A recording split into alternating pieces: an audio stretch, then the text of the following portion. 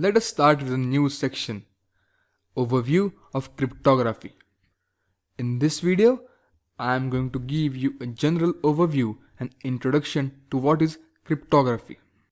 Cryptography is the practice and study of hiding information. It is sometimes called code, but this is not a really correct name. It is the science used to try to keep information secret and safe. Modern cryptography is a mix of mathematics, computer science, and electrical engineering. Cryptography is used in ATM cards, computer passwords, and even shopping on the internet. It is a method of storing and transmitting data in a particular form so that only those for whom it is intended can read and process it.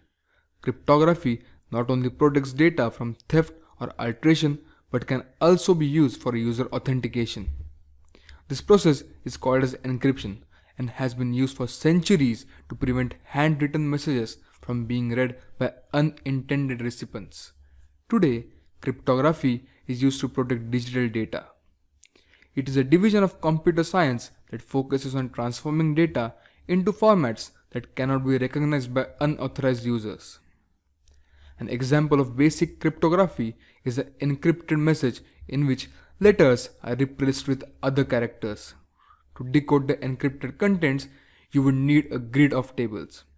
Basically, crypt means hidden and the suffix graphy stands for writing. In computer science, cryptography refers to secure information and communication techniques derived from mathematical concepts and a set of rule-based calculations called as algorithms.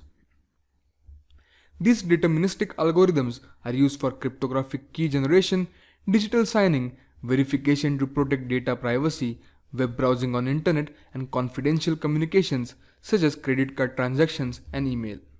Cryptography is probably the most important aspect of communications security and is becoming increasingly important as a basic building block for computer security.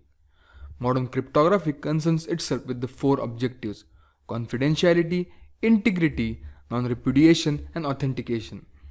Let us have a look at Sir William Starling's conventional model. Cryptography involves two phases: encryption and decryption. Encryption is the process through which one can convert a plain text into encoded text. That is called as a ciphertext by using encryption algorithms. These algorithms are public. This ciphertext is then decoded into plain text through decryption by using decryption algorithms. Whenever data is needed to be transmitted from one end to another, the sender converts plain text into ciphertext. The receiver, upon receiving this ciphertext, decodes it into plain text. By doing this, no third party can get access to the message, and even he or she gets the message, then it is not possible to decode until and unless they have access to the keys.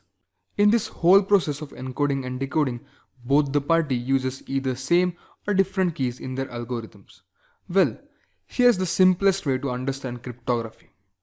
Imagine you are sending someone a letter in the mail, but you only want that person you are sending it to read the message.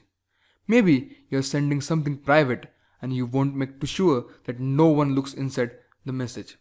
With cryptography, imagine shredding the letter into 100 pieces before you send it, and once it gets to the desired recipient, it automatically resembles itself. The only difference is that with cryptography, it's more like you are shredding into 10 billion pieces. Perhaps the most advanced cryptography in the ancient world was achieved by the Romans. A prominent example of Roman cryptography, known as Caesar cipher, involved shifting the letters of an encrypted message by a certain number of places down the Latin alphabet. Knowing this system and the number of places to shift the letters, a recipient could successfully decode otherwise illegible message. In the next lecture, we are going to see symmetric encryption.